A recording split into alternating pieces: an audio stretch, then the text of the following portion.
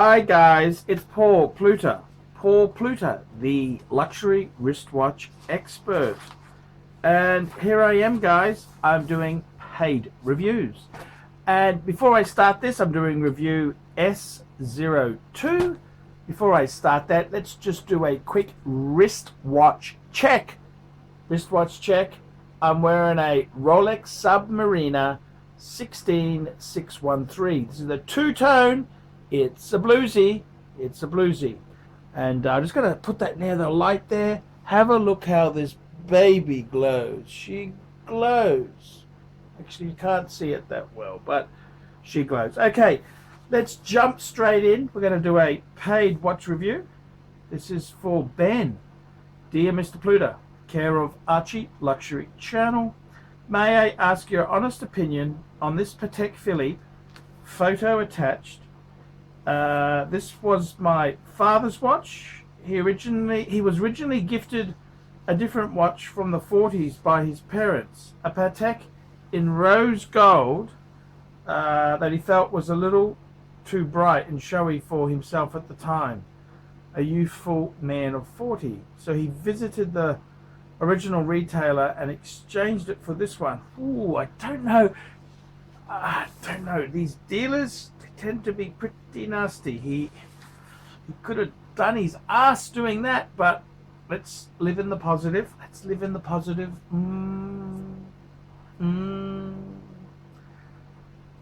He exchanged it for this one pictured. He was drawn to it by its simplicity and class. However, he has since lost the papers. Fuck! And I was curious about its lineage. He is too, and I suggested we ask an expert. He loved the idea. I myself am a big fan and a man of similar taste to you. I own a second-hand Jaeger-LeCoultre Reverso Grand Date in steel. I value and enjoy your honest opinions of this Patek watch. Is it not one of Patek's best offerings, or is it a fine example? What did it retail for? How much value has it had? What model is it? When was it in production? What does it say about my father? Really, as much as you can provide in terms of opinion, watchmaking, and movement knowledge, and the message it sends in Archie style. What does the watch say about you? Jesus Christ! Jesus fucking Christ! How many fucking questions? You've sent me 50 US. Okay, well, jeez. The watch in question, let's have a talk about this. Okay, so the wristwatch in question is I immediately recognized it. It's a Patek 5111. 5111. What do I think of it? Well, it's a pretty modern wristwatch. I think it's been out of production for about 10 years, but it is a modern wristwatch. It is it's actually one of my favorites. It's very Art Deco in its design. It's very similar to a Reverso, but it doesn't flip like a Reverso. I actually love it. I love it. It's quite a big size watch. Now you tell me you've got the white gold one. Okay, so let's have a talk about this. What do I think? What is it like? Well, okay, well, for starters, number one, I'm a very suspicious when he had a Patek from the 40s, he went to a dealer and swapped it. Fuck! Now, I don't know about you, but most dealers I know, I dread to think what he traded in. I really dread to think what he traded in. So that sounds like that's probably the biggest fucking disaster, because if it wasn't a valuable Patek, they wouldn't have given you much. Okay, so it sounds like it was substantial to be able to be given a 5111. Now the 5111 itself there, what can I tell you about it? It's basically, it uses, so firstly, let's just back the truck up. So firstly, that's the biggest fuck up I think he made. He made the fuck up of swapping it, the 40s one. So without knowing, I think that could have been, what's to say that wasn't something complicated. I fear what the fuck happened there. Then the second fucking disaster is he's lost the paperwork. How fucking clumsy is this guy? Fuck me dead. Fuck me dead. You don't lose the paperwork to a Patek Philippe. Fuck me dead. So let's go through some of your questions there. The lineage, well, it's basically, it's very Art Deco. It goes back to the Gondola series. I actually love that model. Personally, I actually do love that model. I've got the World Time, and I'm thinking of getting a very simple 3-hand watch. And the 5111 is definitely in contention. So let's have a look at it. Is it not one of Patek's better offerings? Well, to be honest with you, it uses the 215 movement, which is Patek Philippe's manual wind movement, which is used in a lot of pieces. That same movement's used in the classic 3919, which is the classic Calatrava manual wind. It's used in the 5119, the replacement to that model. It's used in the 5196. Is it? Well, to be honest with you, a 5196 seems to be approximately what these are kind of comparable to. So if you look at a modern 5196, they're just over 20,000 US. That's what the retail replacement equivalent would be. But they haven't been made for a number of years. So that's the thing you've got to remember. So to answer your question, is it not one of Patek's better offerings? Well, they don't seem to be. That they're a lovely model. I love them. I love them myself, but they're not as popular as a 5196. So they're kind of a little bit outer. But I love them. Personally, I love them. Is it a fine example? I think it's a great example. Second hand, if you have a look at Chrono 24, if you just type in Patek 5111, you'll see what they are selling for around the world. As I said, what did it retail for? Well, in current dollars, it'd probably be over 20,000 US. How much value has it held? Well, let's just back the truck up here. Let's just back the truck up. You've sent me one scan. I don't know what the condition is like. You tell me he's lost the fucking papers. Did he lose the box? Not only is there papers, but there's a manual. There's a leather folder. Has he got any of that? I mean, come on. You can't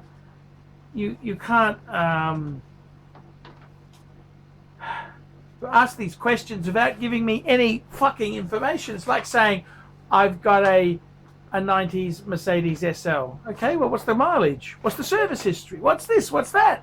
I got no fucking information. How much value has it held?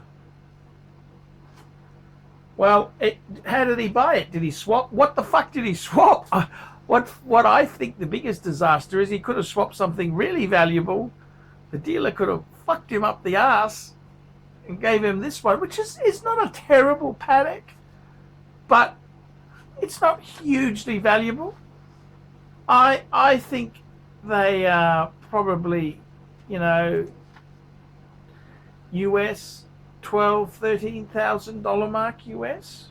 So they're a little bit under 5196 second-hand values.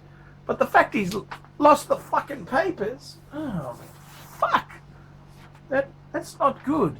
You can get an extract from the archive for about $100 US. Highly recommend that. I mean, does it have the original buckle? What's the strap? And This all affects it. When was it serviced? You know, this affects it. When was it in production? Well, I think that model was in production in the 2000s. Okay, I think from the 90s to the 2000s. I haven't looked hugely into that model there. I've got the Patek books, but I seem to recall that model was in the, because it was a bigger size Patek. It was a bigger size Patek. What does it say about my father? It says your father's a fucking idiot to have swapped a vintage 40s Patek for an unknown modern piece. The dealer fucked him over. That's what it says about your father. And what sort of guy loses the fucking papers? These are a fucking valuable thing. You don't discard the papers. It says he's fucking hopeless. That's what it says. Really, as much as you can provide in terms of information, opinion, watchmaking, and movement knowledge, and the message it sends, well, it's just a fucking Patek. Fuck me dead. It's a fucking base model Patek Philippe. It's a great watch. What the fuck does it say? He's an idiot for fucking losing the papers. That's what it says to me. What sort of fucking idiot? I don't know what the fuck he had. I could just imagine it's probably the piece he had from the 40s. I would like to know what the fuck that was, and why did they swap it so easily? You think these dealers are your friends? They're cunts. That's all I can fucking tell you about that. What an idiot. Has he lost the box? What the fuck is going on there? I mean, what the fuck is wrong with your father? What does your watch say about you? It's a great watch, but I don't like the way he's conducted himself. I'm fucking angry. Fucking angry he foolishly swapped a 40s Patek. Who knows how valuable that was? These are cunts. And then he's lost the papers. Well, fuck me dead. How to lose money and fucking be an idiot. I mean, I think it's a great watch. I love it. I love it myself, but fucking hell. I can't believe, you know, so many ways to fuck things up, and what the fuck was your father thinking? I can only imagine what a fucking disaster this is here. And what can I fucking say? How could he have fucked this up so much? That's what I'd like to know. How could he have fucked this up so much? I mean, it's just fucking angry. What did he trade? You think these dealers are there to do you a favor? No, I don't think so. So that's a fucking disaster. That's what it is. Fucking disaster. And he lost the papers. Fucking hell. Some people in this world do not deserve Patek Philippe. That's what it says to me. They don't deserve a Patek because they're fucking morons. I'm Paul Pluta. I'm sorry. I gotta tell you the truth, man. I don't care. You sent me $50. You sent me $100. I'm fucking tell you the truth. Fucking morons.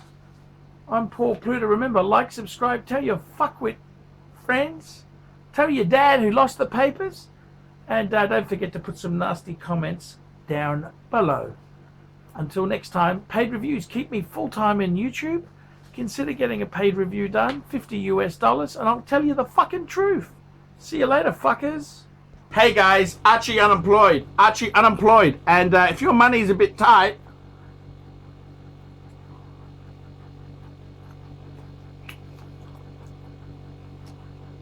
I highly recommend the Domino's $5 pepperoni.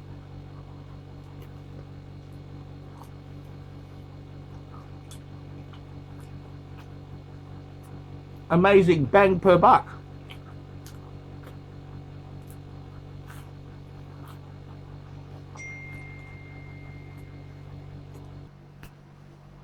Hi guys, Paul Pluta channel. Just had a question about a Patek Philippe. Well, let's go and have a look in the library. This is why you you have a nicely stocked library. And we can have a look here. I'll have a look. They were asking me about a Patek. So I'll pull it up. A 2004. This is a 2004 catalogue. It's a 51. He had a 5111. I'll see if I can find that. This is how you try and.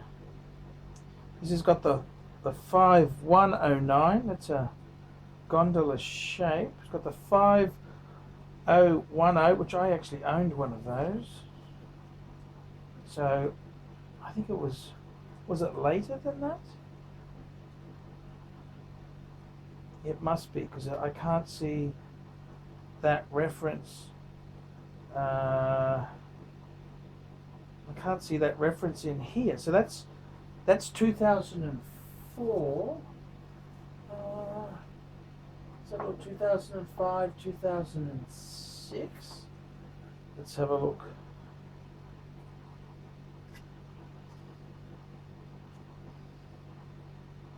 Oh, there we go. 71.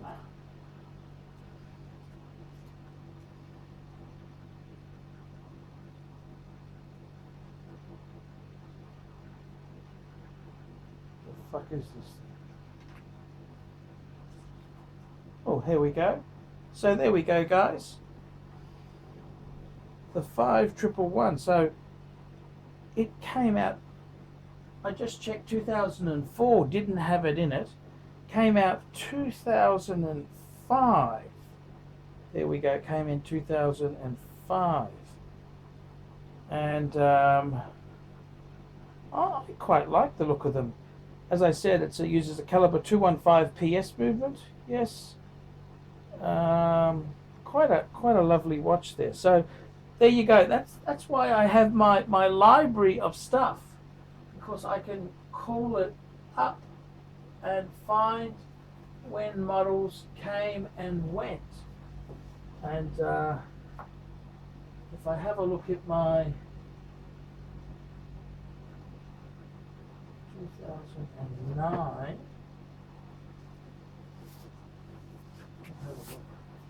2000, this is how you can work out where they came from.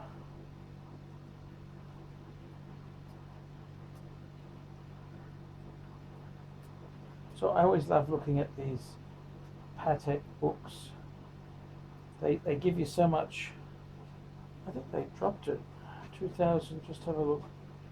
So it's a 5111.